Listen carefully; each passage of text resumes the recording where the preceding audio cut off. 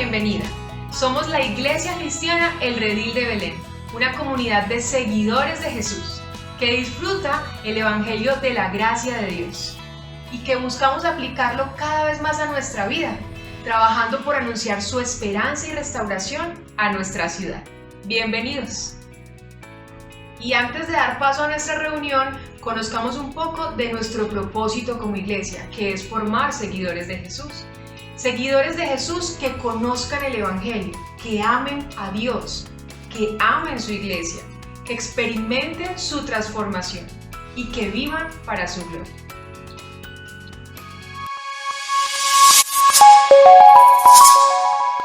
Hola familia, ¿cómo ¡Hola! están? Un nuevo domingo, una nueva mañana para celebrar juntos a nuestro Señor. Una nueva oportunidad de encontrarnos por este medio donde cada vez vemos más lo positivo y nos adaptamos a este tiempo. Así que por ahora pues les damos la bienvenida y vamos a adorar juntos a nuestro Señor.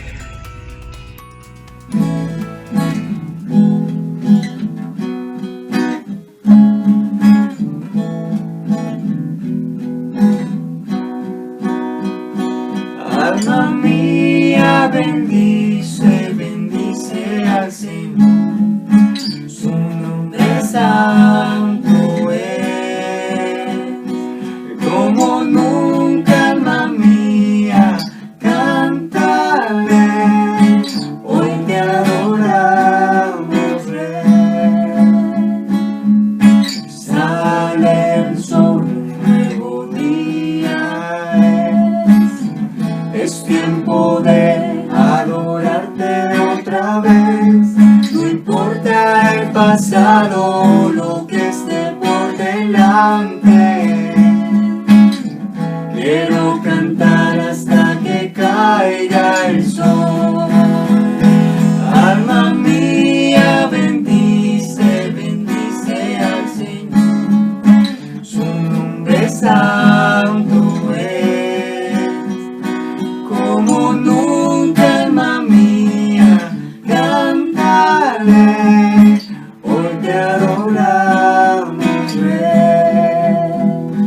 Lento para el arte grande en amor, y bondadoso es tu corazón.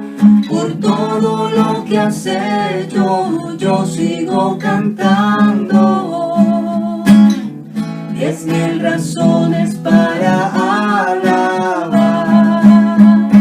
Alma mía, bendice, bendice al Señor. Su nombre santo es, como nunca, alma mía, cántale, hoy te adoramos, Rey. Cuando venga el día en que mis fuerzas falten, llegue el tiempo de partir de aquí, mi alma te adorará sin fin. Por 10,000 años en la eternidad. Alma mía, bendice, bendice al Señor. Su nombre santo es, como nunca, alma mía, cántale, hoy te adoramos, Rey. Hoy te adoramos, Rey. Hoy te adoramos, Rey.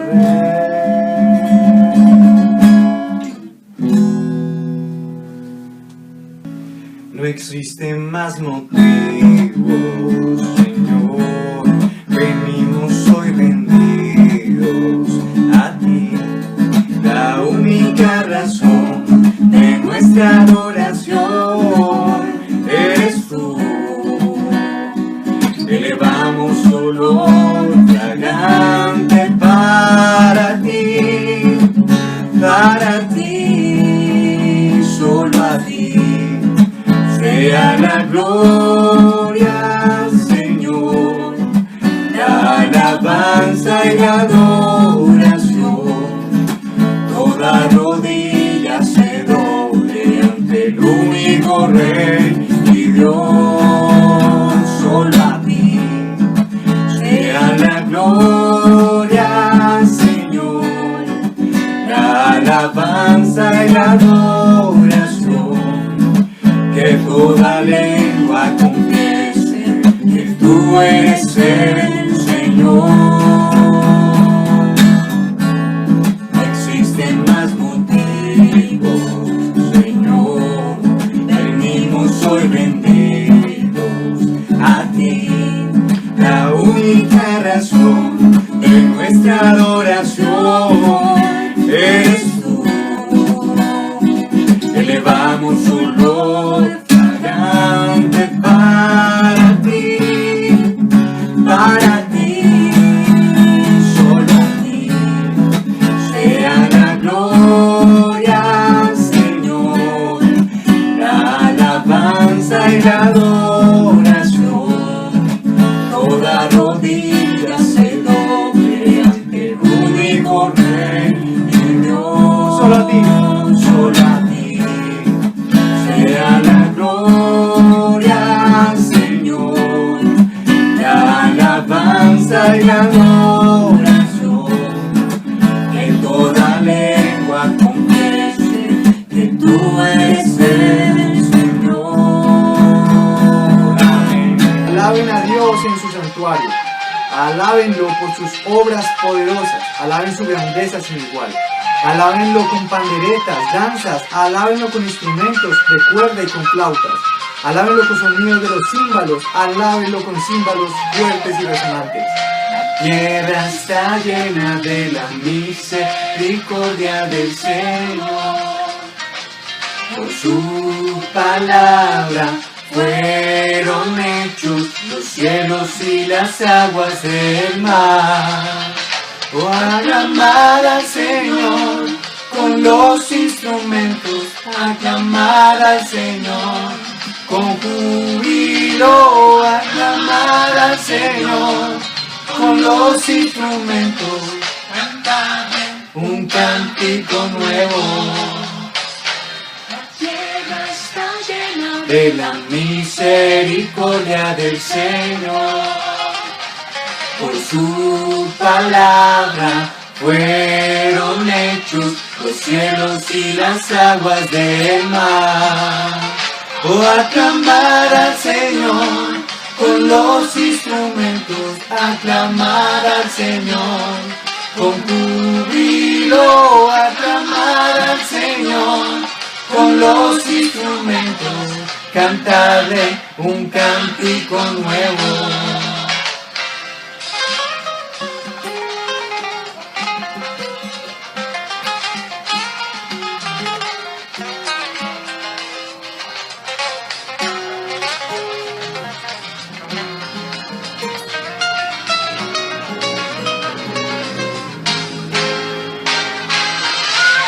Está llena de la misericordia del Señor. Con su palabra fueron hechos los cielos y las aguas del mar. Oh, aclamar al Señor con los instrumentos, aclamar al Señor con júbilo, aclamar al Señor con los instrumentos, cantarle un cántico nuevo. Aclamar al Señor con los instrumentos, aclamar al Señor con júbilo, aclamar al Señor con los instrumentos, cantarle un cántico nuevo. Cantarle un cántico nuevo, cantarle un cántico nuevo.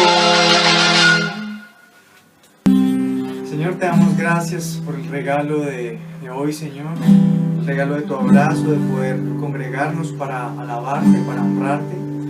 Queremos hoy entregarte un día más de alabanza, de adoración en pos de ti, para tu gloria. Por eso cantamos esta canción, Señor, queriendo verte cada día más, queriendo anhelarte cada día más. Te anhelamos, Señor, te buscamos y queremos, Señor, encontrarte y buscarte cada día.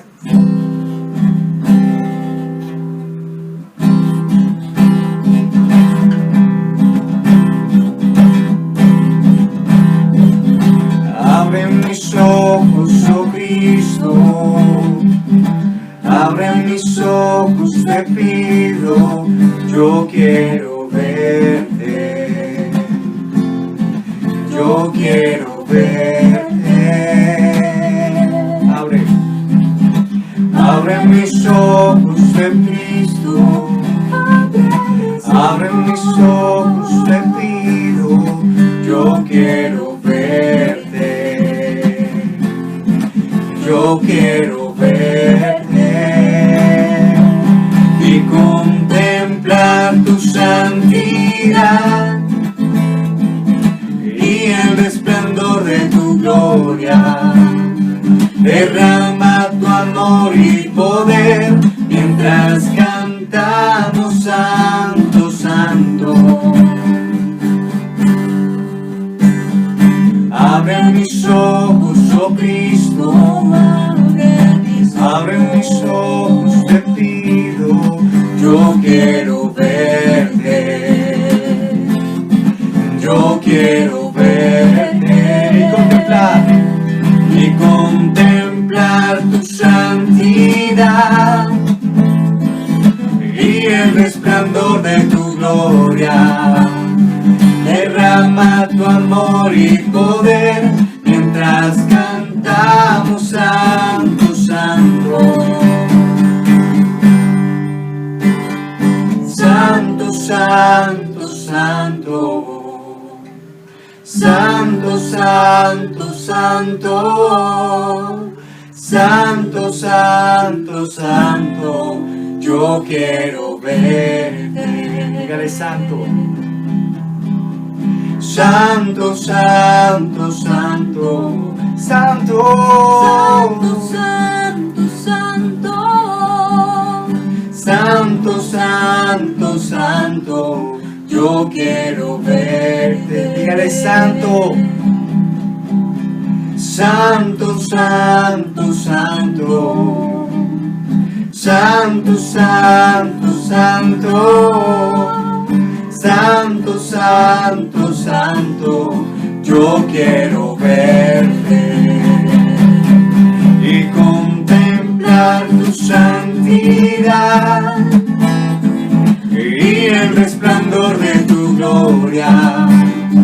Derrama tu amor y poder mientras cantamos Santo, Santo y contemplar tu santidad y el resplandor de tu gloria. Derrama tu amor y poder mientras cantamos Santo, Santo. Santo, Santo, Santo. Santo, Santo, Santo.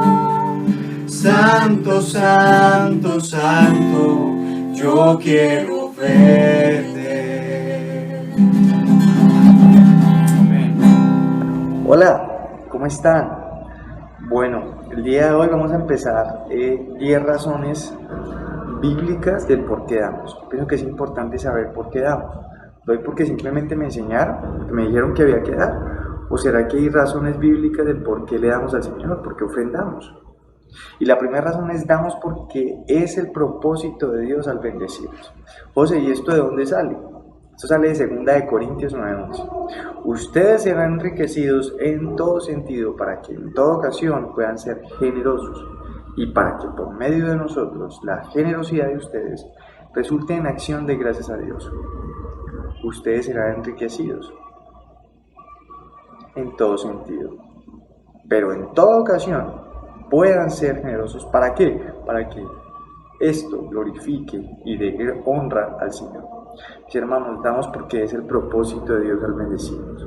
Por eso vamos a empezar una serie la cual nos va a enseñar bíblicamente el por qué damos. Aquí queda el número de cuenta bancaria, el cual van a tener ustedes acceso para que puedan hacer cualquier transferencia que deseen hacer en sus ofrendas. Recuerden que en todo momento hemos sido enriquecidos para glorificar el nombre del Señor. Padre amado, en este tiempo te entregamos el tema del dar. Señor, así como nos has dado, queremos darte generosamente para que esto te glorifique a ti. Es el propósito de Dios para con nosotros el dar. Por eso te damos con amor. Bueno, queremos darle un saludo especial a todos aquellos que tal vez ven esta reunión por primera vez o segunda vez. Queremos decirte que eres bienvenido a nuestra casa. Aquí abajo en la descripción de este video vas a encontrar un link donde nos puedes dejar tu información y motivos de oración. Y ahora sigamos con nuestro tiempo de anuncios. ¿Qué tenemos para este tiempo, amor? Bueno, pues hoy tenemos como anuncios recordarles de un tiempo muy especial que se llama En Paz Me Acostaré. Lo tenemos todos los martes y los jueves a las 8 de la noche por el canal de YouTube Conectados Family. Es un espacio donde puedes conectarte en oración, en intimidad con el Señor, donde puedes adorar al Señor también.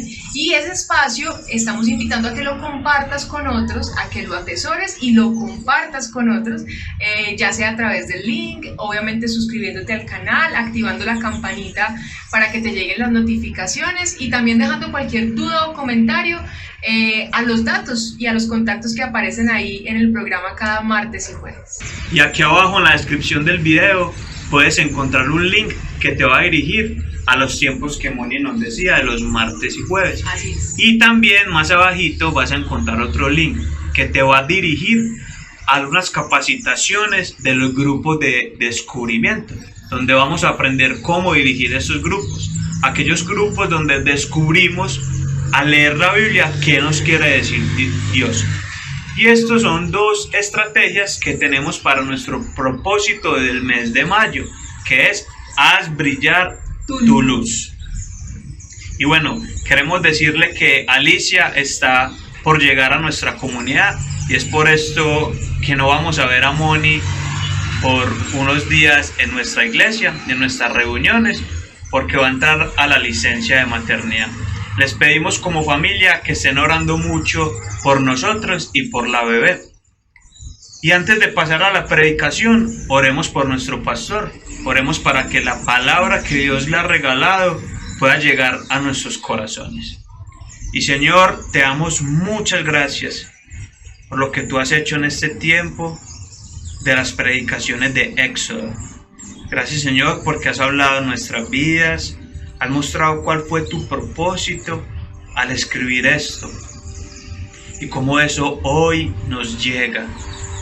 Oramos por la vida de nuestro pastor Jonathan, para que lo que le has dado pueda llegar a nuestros corazones, porque no es él el que va a hablar, sino tú por medio de él.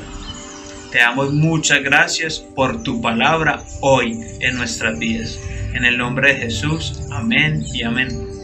No siendo más, vamos con nuestra prédica. Bueno, bienvenidos una vez más a este tiempo de estudiar la palabra del Señor. Oro que el Señor te prepare y prepare nuestro corazón para poder recibir la sabiduría de Él, pero en especial que nos deje en el texto de hoy una imagen más clara, más amplia, más profunda, más santa de quién es Él. Bueno, quiero comenzar haciendo alusión a nuestra cultura. Yo no sé si tú te percatas, sobre todo en estos tiempos donde se está innovando los productos, las formas de hacer negocio, como cada empresa y cada empresario, cada emprendimiento está buscando cómo leer bien a su mercado objetivo para poder ofrecer los productos como a su medida. Básicamente estamos como en una cultura de personalización, donde todas las cosas son hechas a la medida, es decir, todo está hecho pensando en el consumidor de una manera especial. Porque como dice el dicho por ahí, el cliente siempre tiene la razón. Aquí nosotros vemos cómo se personalizan no solamente ropa, el vestuario, se personalizan carros, se personalizan negocios, se personaliza aún la educación de los hijos. Se puede personalizar el entrenamiento físico, las dietas, las compras, un montón de cosas se personalizan en nuestra cultura. Y la verdad nos encanta porque están apelando, digamos que apuntando particularmente a nuestros deseos, a lo que queremos que se acomode. Y la verdad es una maravilla uno sentir que encuentras justo lo que estabas buscando, personalizado para ti. La premisa básica para hoy vender es: nos ajustamos a tus necesidades. ¿La han escuchado por ahí en los comerciales o en los mensajes que mandan? Y pensando en esa cultura y en esa tendencia a personalizar todo en nuestra cultura, yo quisiera traer esta pregunta. ¿Será que Dios escapa a esta tendencia cultural a personalizar todo de acuerdo a nuestras necesidades? La verdad yo creo que no. Así como vimos en este contexto, en esta cultura, nuestra cosmovisión muchas veces está moldeada por la sociedad en la que vivimos. Y este sentimiento y este deseo de tener todo personalizado, de alguna manera también afecta la manera en que nos acercamos a Dios. Hay un autor, Greg Gilbert, en su libro ¿Qué es el Evangelio?, hace una mención a este Dios que diseña nuestra cultura. Un Dios diseñado a necesidad, un Dios diseñado a pedido. Dice este autor: permítanme presentarle a Dios. Fíjese que lo escribe todo en minúscula. Le aconsejo hablar suave mientras entramos. Puede que esté dormido en este momento. Mire que él ya está viejo y no entiende ni le gusta este mundo tan moderno. Su época de oro, de la que habla cuando está emocionado, fue hace mucho tiempo, antes de que la mayoría de nosotros hubieran nacido. Se trata de aquellos tiempos cuando la gente le importaba lo que él pensaba de las cosas y lo consideraban alguien muy importante en sus vidas. Claro, todo eso ha cambiado ahora y el pobrecito Dios simplemente nunca se adaptó muy bien. La vida siguió su curso y lo dejó atrás. Ahora Dios pasa la mayoría de su tiempo en el jardín trasero. A veces voy allá para verlo. Y ahí nos tomamos nuestro tiempo caminando y hablando suave y cariñosamente entre las rosas. De todos modos, parece que mucha gente aún lo quiere, o al menos se las arregla para mantener su porcentaje de aprobación bastante alto. Y le sorprendería ver cuánta gente se detiene a visitarlo y a preguntarle cosas de vez en cuando. Pero eso no le incomoda. Él está aquí para ayudar. Gracias al cielo, toda esa irritabilidad de la que usted lee en sus viejos libros. Por ejemplo, cuando la tierra se abrió y consumió a unas personas, o cuando llovió fuego en varias ciudades, ese tipo de cosas. Todo eso a veces parece haberse desvanecido en su época de antaño. Ahora Dios es un buen amigo. De esos amigos a los que no se les invierte tanto tiempo y además es fácil de establecer una conversación con Él, especialmente desde que casi ya no habla. Y cuando lo hace, es para decirme mediante una señal, alguna señal extraña, que está de acuerdo con lo que yo quiero hacer. Esa es la mejor clase de amigo, ¿no es verdad? Pero ¿sabe qué es lo que lo hace aún mejor? Que no me juzga, nunca, por nada. Claro, yo sé en el fondo de mi corazón que Él desea que sea un mejor hombre, más amoroso, menos egoísta y todo eso, pero Él es realista. Él sabe que soy humano y que nadie es perfecto. Estoy totalmente seguro que nada de eso le molesta. Además, perdonar gente es parte de su trabajo. Para eso está. Después de todo, Él es amor, ¿verdad? Y a mí me gusta pensar en el amor como el nunca juzgar y siempre perdonar. Ese es el Dios que yo conozco y la verdad no quiero a ningún otro. Está bien, espere un momento. De acuerdo, ahora sí podemos entrar. Y no se preocupe, no nos tenemos que quedar por mucho tiempo. De verdad, Él está agradecido por cada minuto que le podamos dar.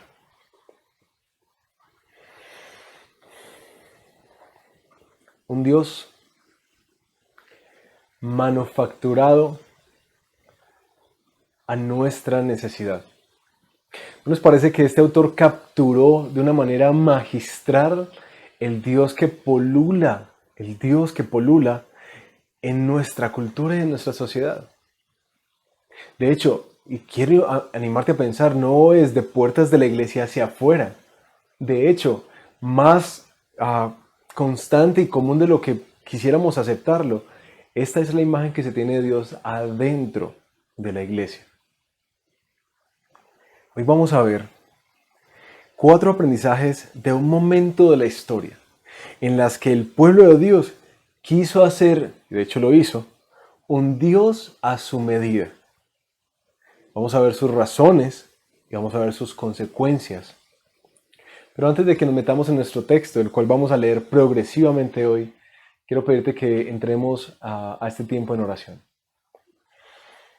Padre, tú nos conoces. Conoces nuestro corazón, conoces todo lo que pasa en nuestra mente, conoces nuestra historia y conoces cómo ha sido nuestro caminar contigo. Tú sabes, Señor, de qué manera nosotros hemos también manufacturado ideas tuyas, hecho un Dios a nuestra medida, un Dios a demanda, un Dios personalizado, a lo que nos gusta, a lo que nos hace felices, a lo que nos funciona. Padre, te queremos pedir, por favor, en el nombre de Jesús, que tú nos purgues hoy. Púrganos, Señor. Si las ideas que hemos tenido de ti son ideas que no han venido de la palabra, de tu escritura, sino que han venido por nuestros amaños, deseos, o aún por nuestra cultura y nuestra sociedad, por favor, límpianos, Señor, y limpia nuestra fe, límpianos como iglesia, te lo pedimos. Y ayúdanos a encontrar ese equilibrio precioso y perfecto que nos muestran las Escrituras, en el que vamos a atesorar la gracia tuya, pero también en el que nosotros atesoramos y apreciamos tu santidad. Eso te lo rogamos en el nombre de Jesús. Amén. Bueno, mis hermanos, hoy vamos a estar estudiando el texto de Éxodo, en el capítulo 32. Hoy no vamos a centrar en un solo capítulo porque tiene demasiado este capítulo para nosotros.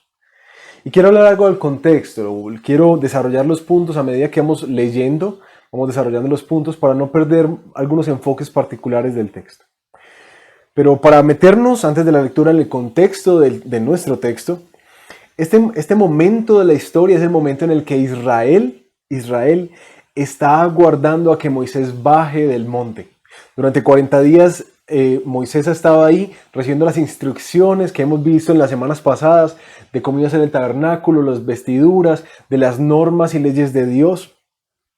Dios estaba preparando el camino para venir a vivir con su pueblo, para estar con ellos. Pero mientras tanto, en esos 40 días, el pueblo se desesperó y se corrompió. Y Dios, mientras hablaba con Moisés, notó a la distancia eso y le advierte a Moisés: baja porque ese pueblo se ha corrompido. Ha creado a un ídolo, a un becerro de oro, y ha dicho que ese es el que lo sacó de Egipto. Esto pasa luego de que en Éxodo 24 el pueblo había jurado y que habían rociado sangre como una señal del pacto, que nosotros haremos todo lo que el Señor nos manda y le obedeceremos. 40 días después, estaban rompiendo toda su promesa, mostrando la fragilidad de su palabra. Y aquí estamos con nuestro texto. Vamos a ver particularmente 4 aprendizajes que nos deja Éxodo 32, cuando nosotros también solemos fabricar un Dios a nuestra medida. Vamos a ver que nosotros tendemos a fabricar un Dios a nuestra medida cuando Dios se tarda en responder o en aparecer. Como eso lo vamos a ver en el capítulo 32 y vamos a leer los primeros 6 versículos.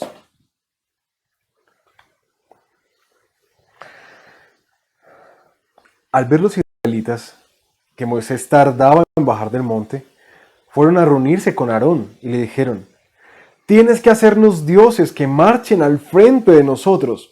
Porque hace Moisés, que nos sacó de Egipto, No sabemos qué pudo haberle pasado. Aarón les respondió: quítenle a sus mujeres los aretes de oro y también a sus hijos e hijas, y tráiganmelos. Todos los israelitas se quitaron los aretes de oro que llevaban puestos y se los llevaron a Aarón, quien los recibió y los fundió. Luego cinceló el oro fundido e hizo un ídolo en forma de becerro. Entonces exclamó el pueblo: Israel, aquí tienes a tu Dios que te sacó de Egipto. Cuando Aarón vio esto, construyó un altar enfrente del becerro y anunció: mañana haremos fiesta en honor del Señor. En efecto, al día siguiente los israelitas madrugaron y presentaron holocaustos y sacrificios de comunión, como solían hacerlo antes al Señor. Luego el pueblo se sentó a comer y a beber, algo que hacían con el Señor en el monte. Pero algo que cambió aquí es que el pueblo se entregó al desenfreno. El primer aprendizaje que vemos aquí es que nosotros parece que ante los silencios de Dios, cuando Dios se tarda en responder, nuestra tendencia natural es fabricar un Dios a nuestra medida. No sé si te diste cuenta qué fue lo que causó que el pueblo generara un ídolo. Fue particularmente la demora o la ausencia del líder de Moisés. Pero no nombran otro líder, sino que hacen un ídolo. Porque es que la voz de Moisés, de alguna manera para ellos era la representación de la voz, de la dirección y del poder de Dios. Así que ellos necesitaban elaborar no un nuevo líder, sino un ídolo que representara el nombre del Señor que los había sacado. La respuesta a la tardanza de Dios en aparecerse, solamente 40 días, es: hagámonos entonces un ídolo que nos guíe, que marche enfrente de nosotros en la vida. ¿Para qué vamos a esperar tanto a Dios?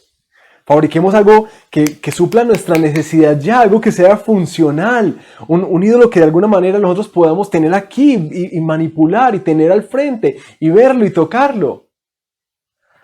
Aarón, quien había dejado a Moisés encargado del pueblo, accede a esta petición y pide las joyas y esculpe él mismo un becerro de oro. Culturalmente el toro, no solamente en Egipto, sino en diferentes partes del Medio Oriente, se conocía como un ídolo. Particularmente algunos comentaristas hacen referencia al dios Apis, que era un dios egipcio, el dios de la fertilidad, el cual para poder adorar ellos tenían que de alguna manera tener y sostener relaciones promiscuas entre ellos. Al respecto de esta propuesta y de esta solución que Aarón da, este pastor que hemos venido estudiando en las últimas semanas, Tim Chester, hace una mención que les quiero leer. Israel está usando las imágenes de las culturas a su alrededor para reinventar a Dios. El pueblo está feliz de adorar a Dios, pero quieren adorarlo en sus propios términos. Están felices de adorar a Dios, pero quieren combinarlo con su mundanalidad e indulgencia. Permiten que las naciones dicten lo que ellos deben hacer. Quieren a un Dios que sea visible y manejable, aun si su intención no era reemplazar a Dios. Ellos lo estaban degradando.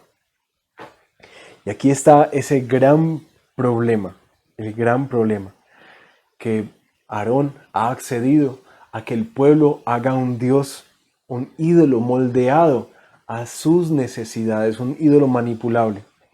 Pero quiero que veamos qué es lo que estaba pasando, es decir, qué hay detrás de la fabricación de un becerro. La verdad, hay una búsqueda genuina del pueblo, una búsqueda por esperanza, por dirección, por claridad, por seguridad, porque era todo lo que representaba a Dios para ellos.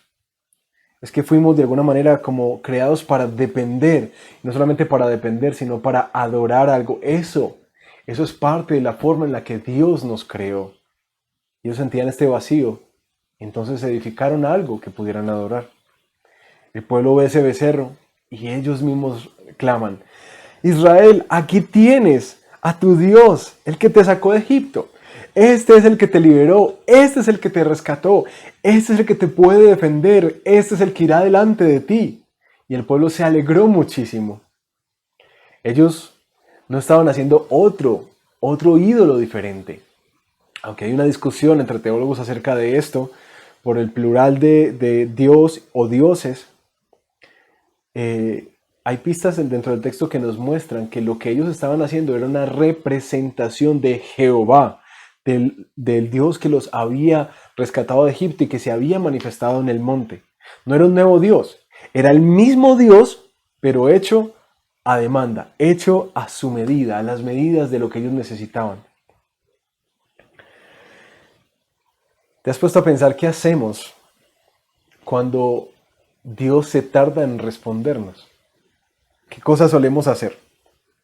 Cuando experimentamos que Dios está como en silencio, que está callado, que no nos está respondiendo.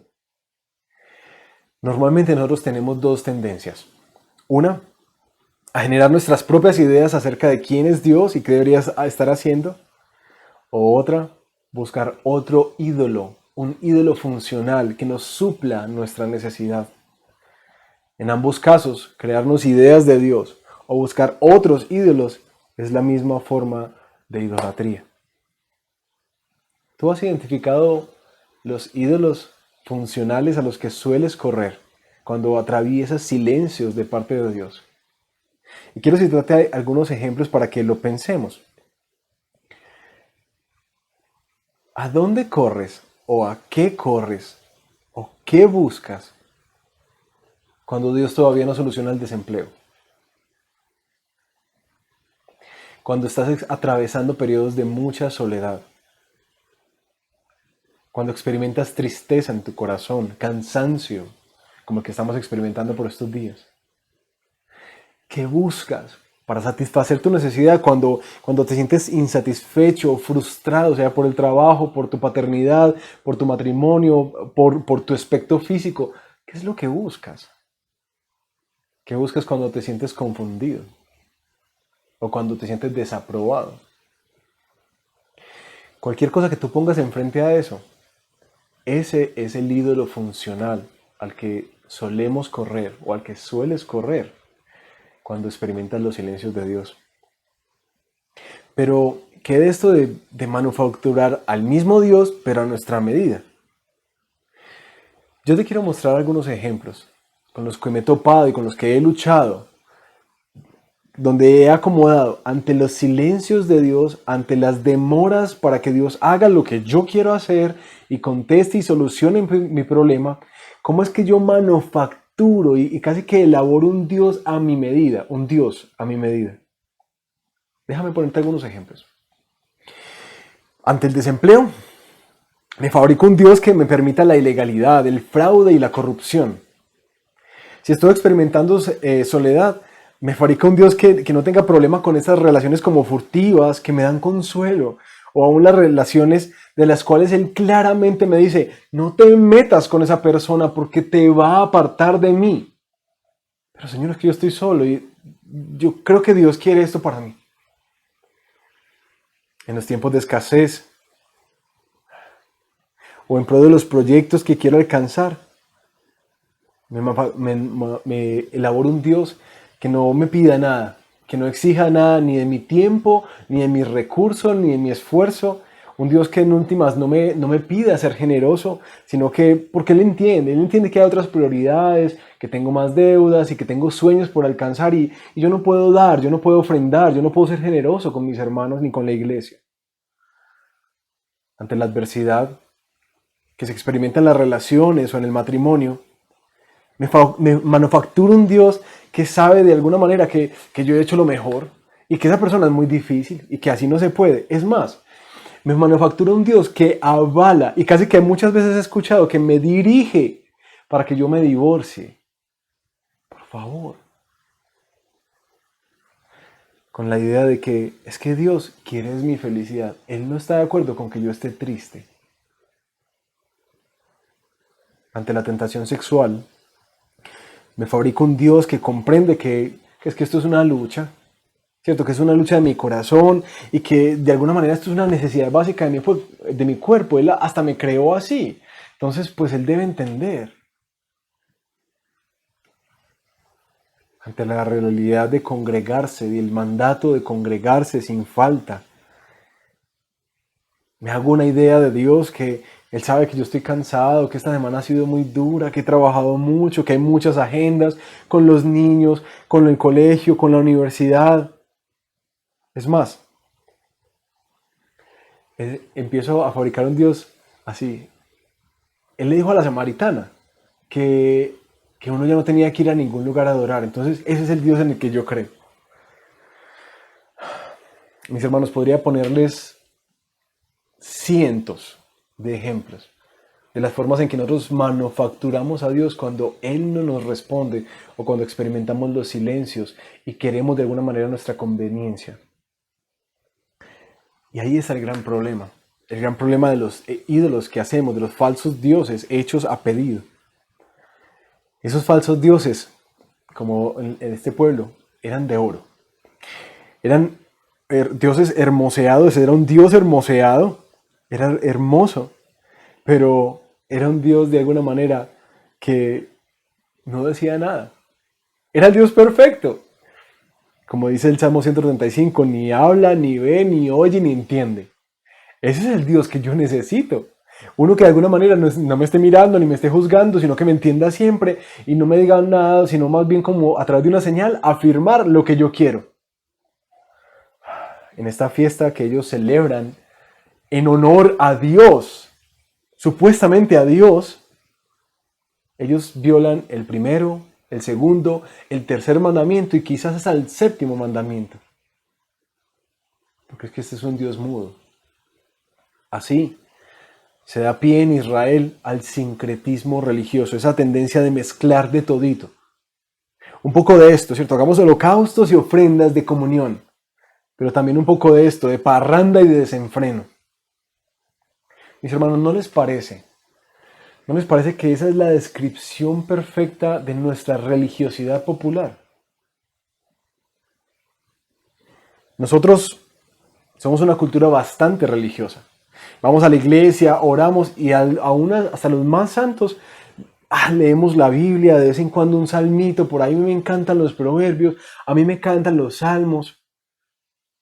Pero junto con eso vivimos como bien nos parece. Uno puede encontrar muchas veces cómo personas dicen adorar al Señor, pero viven con libertad diciendo mentiras. Se embriagan con ligereza, permiten la lascivia de sus ojos y en su corazón adulteran contra su matrimonio. Conviven con la codicia y aún la avalan.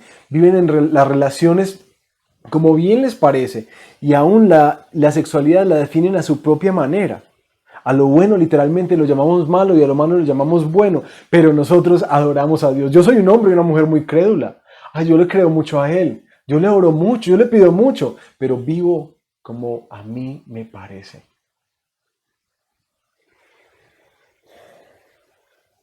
Este Dios que ha sido hecho a medida, como decía Greg Gilbert, es un Dios realista. Él sabe que soy humano y que nadie es perfecto.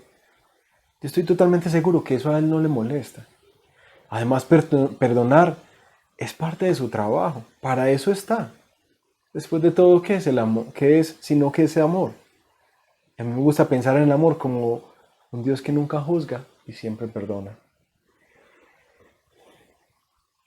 Yo sé que a esta altura algunos me estarán pensando, pastor, pero nos está dando muy duro, como me suelen escribir.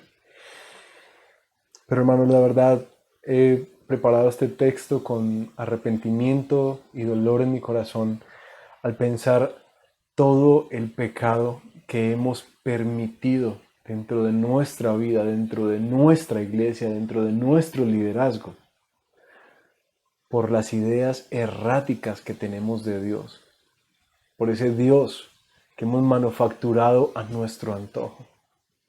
Y por eso les pido aún excusas, porque quizás esta sea una de las predicaciones más largas que vas a escuchar. Porque no quiero dejar pasar esto como una idea, como una predicación más. Mi oración, todo el tiempo que he estado preparando esta prédica, es que el Señor transforme tu corazón y mi corazón y que produzca arrepentimiento y vergüenza genuina por lo que hemos hecho, por las imágenes que nos hemos hecho de Él. Aquí hay un llamado de atención muy fuerte para nosotros. ¿Cómo podemos desenmascarar y ver si nosotros realmente hemos personalizado a Dios. Muy simple, a través de su palabra. Si tú no consumes constantemente la palabra de Dios y pasas horas estudiándola y meditándola, seguramente tú siempre vas a estar influenciado por otras ideas de Dios que no son bíblicas. Y ese es el gran problema de no estudiar la Biblia, que te haces una imagen de Dios a tu antojo. Por eso, mi hermano, te animo a que desarrolles las disciplinas de estudiar cada día su palabra. Ahora, esto nos lleva a nuestro segundo aprendizaje. Necesitamos comprender que esta tendencia cultural que nosotros tenemos de manufacturar y de manipular de alguna manera la imagen de Dios, no le produce a Dios como, qué pesar, hombre, mis hijos, cómo hacen eso, es que ellos no entienden. No es que a Dios le produzca tristeza, mis hermanos, eso a Dios le produce ira. Ira. Y eso es lo que vamos a ver en esta segunda parte del texto. Versículo 7 en adelante. Entonces el Señor le dijo a Moisés: baja, porque ya se ha corrompido el pueblo que sacaste de Egipto. Demasiado pronto se han apartado del camino que les ordené seguir. Pues no solo han fundido oro y se han hecho un ídolo en forma de becerro, sino que se han inclinado ante él y le han ofrecido sacrificios y han declarado: Israel, aquí tienes a tu Dios que te sacó de Egipto. Ya me he dado cuenta de que este es un pueblo terco, de dura cerviz. Añadió el Señor dirigiéndose a Moisés: tú no te metas. Yo voy a descargar mi ira sobre ellos y los voy a destruir. Pero de ti haré una gran nación. Moisés intentó apaciguar al Señor su Dios y entonces le hizo unas súplicas. Es muy interesante al ver este texto cómo Dios conoce perfectamente todo lo que está pasando en el pueblo, así como lo conoce hoy en nuestra vida. ¿Cuál es la reacción que Él siente al ver a su especial tesoro, su especial posesión, al reino de sacerdotes, para que las naciones de la tierra lo pudieran conocer, irse tras un ídolo? La reacción es de ira. ¿Pero por qué esa ira a Dios? ¿Por qué esa sensación tan particular? ¿Por qué no se enoja o por qué no se molesta? ¿Pero por qué ira? El capítulo 24 de Éxodo nos recuerda que Él había entrado en un pacto con Israel.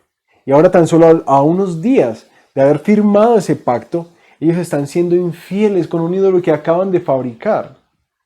Dios se aira contra su pueblo, no solamente porque Él es santo y detesta y odia el pecado y al pecador,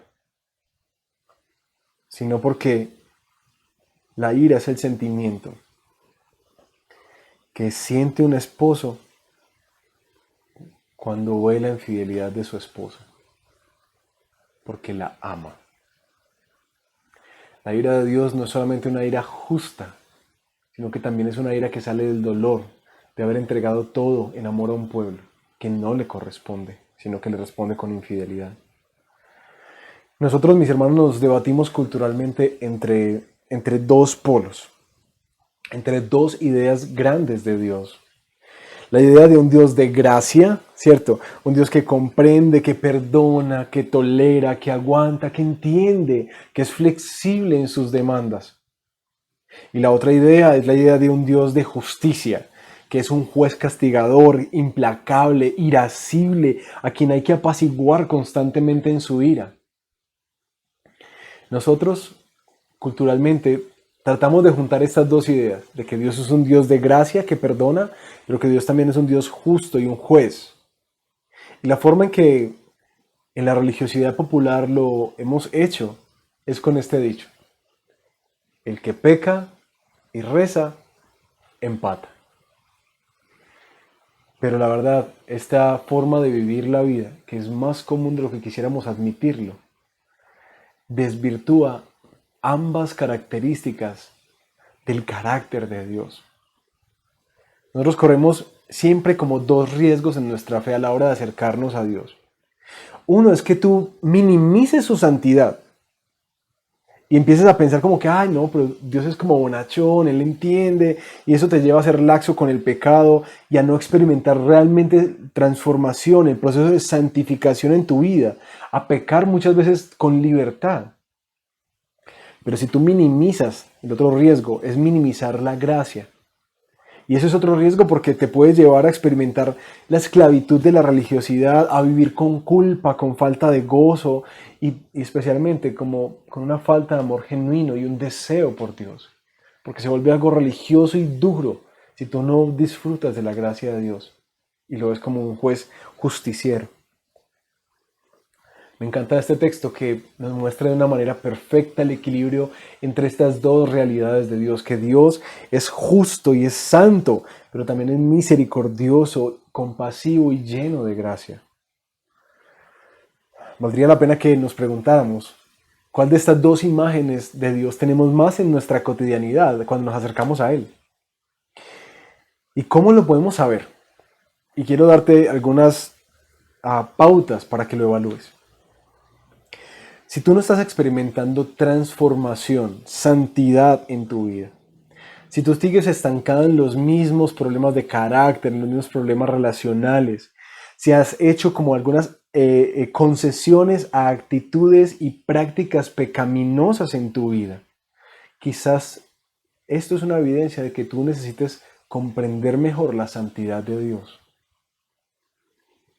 Por el otro lado, si tú no estás experimentando gozo en tu unión con Cristo, si vives constantemente con culpa, con amargura en tu corazón, si te cuesta acercarte a Dios y disfrutar de Él, si te cuesta este tema de la iglesia, de conectarte y de ir a devocionales o de congregarte, si te cuesta eso, seguramente, mi hermano, tú estás mostrando evidencias de que tú necesitas comprender más la gracia de Dios. Ambas van juntas. Y quizás tenemos que reconocer que necesitamos crecer integralmente en la comprensión de estas dos realidades de Dios. Que Dios es santo y justo, pero también la realidad de que Dios es misericordioso y compasivo. Pero aquí hay un aprendizaje clave en todo esto. Y es que nuestro texto nos va a mostrar una tendencia pecaminosa en nuestro corazón. ¿Qué hacemos cuando se nos confronta con el pecado? ¿Cuál es nuestra tendencia cuando alguien se acerca y nos confronta con el pecado? Vamos al versículo 19 de nuestro texto y continuemos nuestra lectura. Cuando Moisés se acercó al campamento y vio el becerro y las danzas, ardió en ira y arrojó de sus manos las tablas de la ley, haciéndolas pedazos al pie del monte. Tomó entonces el becerro que había hecho, lo arrojó al fuego y luego de machacarlo hasta hacerlo polvo, lo esparció en el agua y se lo dio a beber a los israelitas. A Aarón le dijo: ¿qué te hizo este pueblo? ¿Por qué lo has hecho cometer semejante pecado? Hermano mío, no te enojes, contestó Aarón. Tú bien sabes cuán inclinado al mal es este pueblo. Ellos me dijeron: tienes que hacernos dioses que marches al frente de nosotros. ¿Por qué hace Moisés que nos sacó de Egipto? No sabemos qué pudo haberle pasado. Yo les contesté que todo el que tuviera joyas de oro se desprendiera de ellas. Ellos me dieron el oro, yo le eché al fuego y lo que salió fue ese becerro. Moisés acaba de bajar el monte, ve el campamento, arde en ira y quiebra las piedras de la ley, las tablas de la ley. Esto no es un arrebato de ira de Moisés, esto es un simbolismo. Él está recordando al quebrar las tablas de la ley que ellos acaban de quebrar su pacto con Dios. Luego, él va y destruye el becerro, lo muele y se los da a beber a los israelitas, como mostrándole lo inútil y lo absurdo de lo que acaban de hacer. De que su ídolo puede ser mezclado así, que puede ser diluido y que pronto lo verían en sus heces. Moisés va y confronta a Aarón, a quien había dejado encargado, y la respuesta de Aarón es impresionante. Si lo tradujéramos, es como que, no, pues Hermano, no, pues, no se enoje tanto, no se enoje para tanto, ¿sí me entiendes? Es que ellos vinieron y me dijeron que ellos necesitaban un Dios que los llevara al frente. Pues yo le dije, yo les di lo que querían. Les pedí que me trajeran algunas cosas, les armé un ídolo y lo arrojé al fuego. Y ¡fuas! Eso apareció ahí. ¿Tú notas el patrón acá? Un patrón que resuena desde Génesis, en el capítulo 3. La mujer que me diste por esposa me dio a comer y yo comí. Hay una tendencia en nuestro corazón a justificar nuestro pecado, a sacar excusas por nuestras actitudes pecaminosas. Pero mis hermanos, es fácil decir que no, a Aarón le faltó carácter, a Aarón le faltaron como pantalones, la comprensión de la santidad, como que le faltaron muchas cosas, pero la verdad somos muy parecidos a Aarón. Y déjenme mostrarles algo. Yo no sé si tú has tenido la bendición de que un hermano o una hermana en la fe se te acerque y confronte algo pecaminoso en tu vida. Yo he tenido ese privilegio un par de veces y es muy maluco.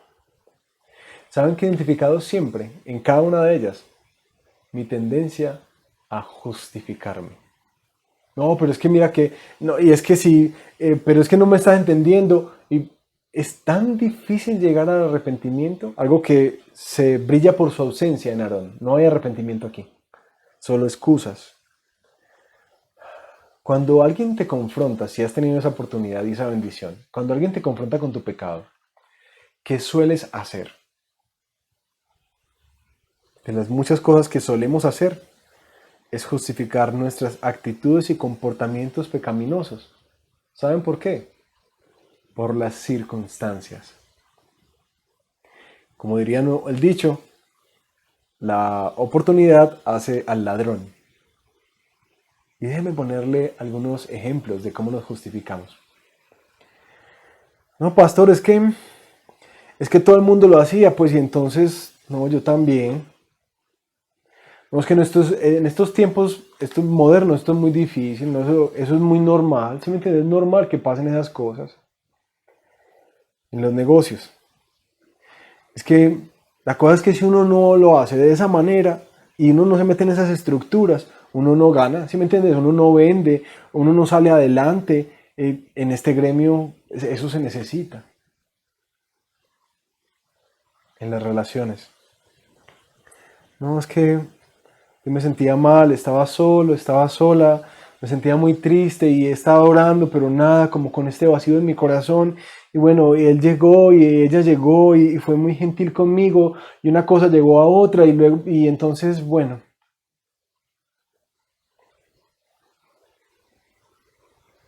Ante las luchas sexuales. Es que la verdad es que es incontenible este deseo. Yo trato de frenarme, pero es que es muy difícil poder apagar el televisor o cerrar esas páginas o dejar de encerrarme en el cuarto o sacar el computador. Yo trato de frenarlo, pero es que es muy difícil. Entonces caigo. O la más fácil, cuando nos confrontan con el carácter, con nuestra falta de perdón, con nuestra falta de humildad y de servicio sacrificial. Es que a mí nadie me enseñó eso. A mí me criaron así y por eso es que yo soy así. Hay un dicho que me encanta de nuestro hermano Carlos Mario. Él dice, no pastor, es que me escurrieron el bulto para manifestar esta idea de cómo nos libramos y nos justificamos de las cosas, nos escurrimos el bulto. ¿No les parece que estos ejemplos polulan constantemente en nosotros y en nuestra comunidad? Hay una tendencia constante a escurrir el bulto cuando se nos confronta con el pecado. Siempre lo justificamos y es difícil, y creo que es en momentos más tardíos cuando llegamos a arrepentirnos de corazón, si no es echándole la culpa al otro.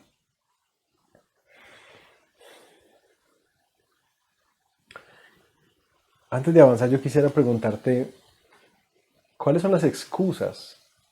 ¿Cuáles son las formas en que tú escurres el bulto cuando te ves confrontado por un hermano, o cuando te ves confrontado por la palabra del Señor o por el Espíritu de Dios que dentro te molesta? ¿Qué excusas das delante de Dios? Y mi pregunta la quiero hacer de una manera muy seria, porque mis hermanos, Dios no quiere que experimentes culpa. Dios quiere que experimentes arrepentimiento, es decir, que tú cambias literalmente el camino, que te devuelves de por donde ibas y tuerces el caminar nuevamente en obediencia al Señor. ¿Qué acciones, mi hermano y mi hermana? Dios te llama a tomar ya, hoy, esta mañana, para acabar con las conductas pecaminosas que el Espíritu Santo de Dios te ha estado mostrando quizás hace meses en tu vida. ¿Qué acciones vas a tomar? Porque no es tiempo de sacar más excusas. Moisés se para en el versículo 26, hace un llamado al ver el pueblo corrompido como el hazme reír dentro de los enemigos. Hace un llamado al arrepentimiento y dice: todo el que esté de parte del Señor, que se pase de mi lado. Aquí, mis hermanos, no hubo espacio para excusas o para concesiones o para procesos. No es que yo necesito como entrar en un proceso de sanidad. No, aquí no había nada. ¿Estás del lado del Señor o no estás? Y hazlo ya, en este momento, ya. ¿Estás de parte del Señor o no lo estás? Pero no hay concesiones para el pecado. Todos los levitas se unieron a Moisés. Y vamos a ver qué pasó después de eso. Pero mi hermano, yo quiero con todo el corazón y con todo el amor que te tengo, como quien ha de dar cuenta por tu alma delante del Señor. Yo quiero recordarte esto, que la gracia que ha sido dada en Cristo no es una gracia barata. No podemos tergiversar la gracia de Dios, pensando que nos da libertad para hacer lo que queramos y para vivir de la manera en que queramos. Dice 1 Corintios, capítulo 6, versículos 9 al 10, y quiero leerla en esta versión a Nueva Traducción Viviente para que sea más desmenuzado para nosotros. ¿No se dan cuenta de que los que hacen lo malo no heredarán el reino de Dios? No se engañen a sí mismos. Los que se entregan al pecado sexual, es decir, a la fornicación, es decir, aquellas personas que con liberalidad se acuestan con una y con otra, no tienen ninguna unión marital, pero son promiscuos en sus relaciones, o aquellos que rinden culto a ídolos, o los que cometen adulterio, es decir, aquellos que dan pie a la lascivia de sus ojos, al deseo de hombres y de mujeres, o aún que han dado pasos a manchar y dañar la unión marital teniendo relaciones por fuera del matrimonio, o aquellos que son prostitutos, o practican la homosexualidad, o son ladrones, o avaros, o borrachos, o insultan, o estafan a la gente. Ninguno de esos heredará el reino de Dios. Mis hermanos, este es un llamado muy serio. Este es un llamado en el que se está de alguna manera poniendo a prueba la verdadera fe y tu verdadera salvación. Si tú ya eres de Cristo, tú ya no practicas estas cosas, ya no más. De lo contrario, lo que dice este texto es que te estás engañando a ti mismo, pensando que eres un seguidor de Jesús, que eres un creyente cuando la verdad no lo eres. Para afinar un poco más eso, Jesús, en el Sermón del Monte, en Mateo 7, versículos 21 al 23, termina su sermón diciendo esto: no todo el que me dice Señor, Señor, entrará en el reino de los cielos, sino solo el que hace la voluntad de mi Padre que está en el cielo. Muchos me dirán en aquel día: Señor, Señor, no profetizamos en tu nombre, y en tu nombre no expulsamos demonios, y en tu nombre no hicimos muchos milagros. Entonces les diré claramente: jamás los conocí. Aléjense de mí, hacedores de maldad.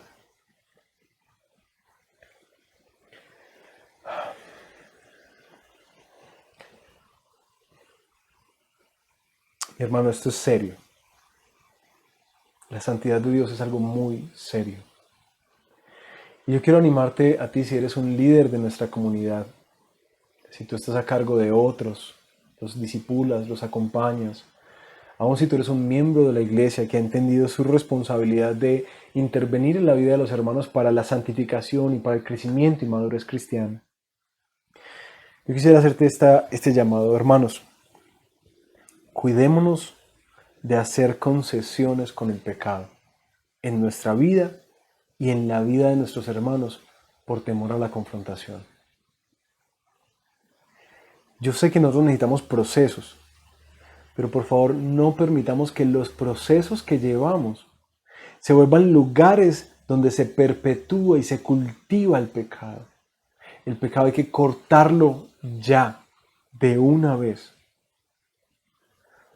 Pensando en eso, quiero que no lo sea como algo solamente que pasa como información, sino que pienses si quizás al escuchar la palabra del Señor hoy, el Señor te pone nombres, diálogos y personas a las que tú necesitas llamar esta semana. Y quizás pedirle perdón porque tú has sido laxo en confrontar su pecado, que tú has permitido cosas. O aún, no sé si tú sientes que tú mismo te estás dando permisos para pecar solamente sacando excusas, porque tienes una idea de un Dios a tu medida, manufacturado, que no exige mayor cosa de ti. ¿Por qué este llamado es tan serio? El cuarto aprendizaje que nos deja este texto es que Dios siempre actuará con justicia y castigará el mal. Nuestro texto sigue en el versículo 27 diciéndonos: entonces les dijo Moisés, el Señor Dios de Israel ordena lo siguiente: cíñase cada uno la espada y recorra todo el campamento de un extremo al otro y mate al que se le ponga enfrente, sea hermano, amigo o vecino. Los levitas hicieron lo que les mandó Moisés y aquel día mataron como 3,000 israelitas. Entonces dijo Moisés, hoy han recibido ustedes plena autoridad de parte del Señor. Él los ha bendecido este día, pues se pusieron en contra de sus propios hijos y hermanos. Después, cuando Moisés va a interceder nuevamente delante del Señor, Él le dice, llegará el día, versículo 34, en que deba castigarlos por su pecado, y entonces los castigaré. Fue así como por causa del becerro que habían hecho, el Señor lanzó una plaga sobre el pueblo. Este texto es muy difícil de leer, porque pensar en la muerte de 3,000 personas y que estás matando a tus hermanos de sangre y aún a tus hijos, es como algo muy extremo, ¿no?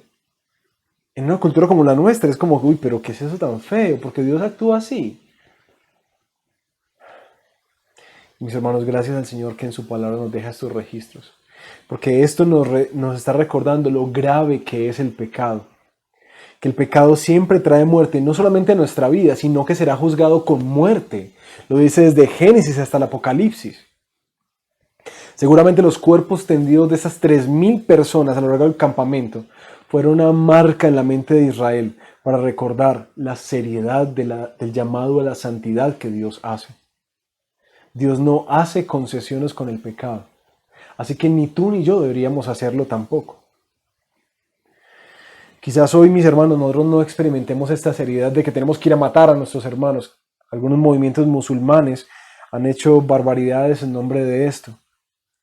La evidencia del Nuevo Testamento nos llama, es más, a salir y a predicar para llamar al arrepentimiento, para el perdón de pecados. Pero este texto nos recuerda que siempre Dios va a castigar el mal. ¿Por qué? Porque Él es justo. Él es justo. Sin embargo, nosotros, aunque guardamos el día del juicio, muchos hoy seguimos cosechando la muerte que ha dado lugar por el pecado que permitimos dentro de nuestra vida con esas imágenes distorsionadas que tenemos de Dios. Las relaciones conflictivas, la separación, la enfermedad, la amargura, las tristezas, la falta de gozo, las bancarrotas espirituales, la economía, la bancarrota familiar, La culpa y la vergüenza son cosas que nos muestran de alguna manera como frutos de nuestro pecado, las consecuencias nefastas de olvidar la voz de Dios y de seguir nuestra propia voz, o aún de crear un Dios que es mudo, que es ciego, que es sordo, que no ve, y seguir nuestra propia voluntad. El pecado siempre trae muerte consigo, en esta vida y en la venidera. Así que, hermano, recuerda, no quedará impune el pecado, siempre será castigado. Ahora, mis hermanos, ¿qué hacemos? Nuestro texto nos ha mostrado 4 enseñanzas cuando nosotros solemos tener ideas distorsionadas de Dios. Nos mostró que tenemos una inclinación a fabricar ídolos cuando Dios no aparece. Nos mostró que aún así Dios siente ira por el pecado. Nos mostró que hay una tendencia natural siempre a justificarnos y no aceptar y no arrepentirnos.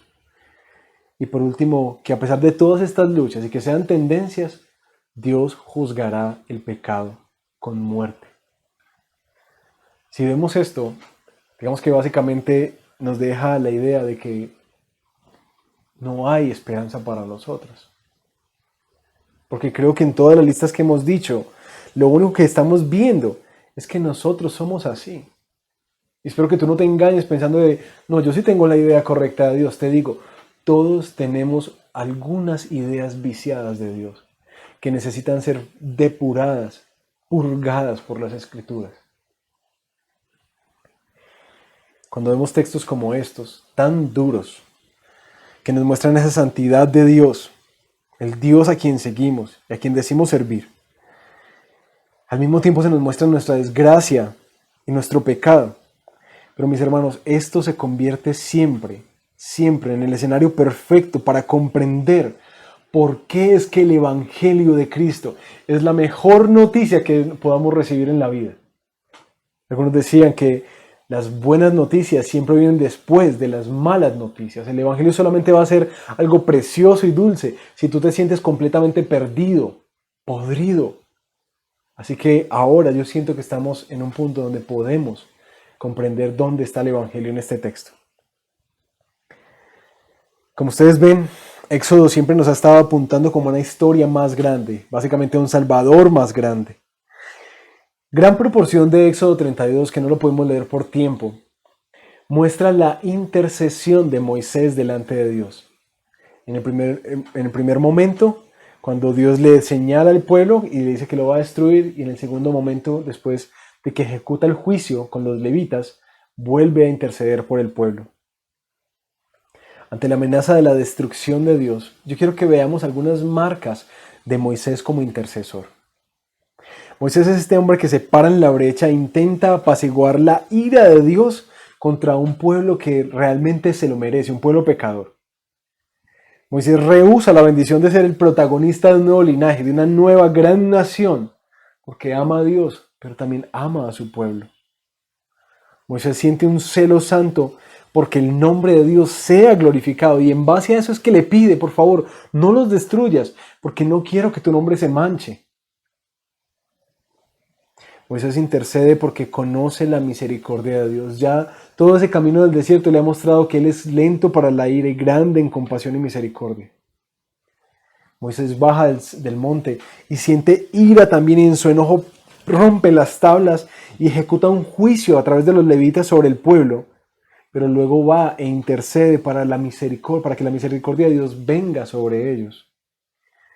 Moisés, en su última intercesión, aún está dispuesto a ser borrado del libro de la vida, con tal de que Dios perdone a su pueblo.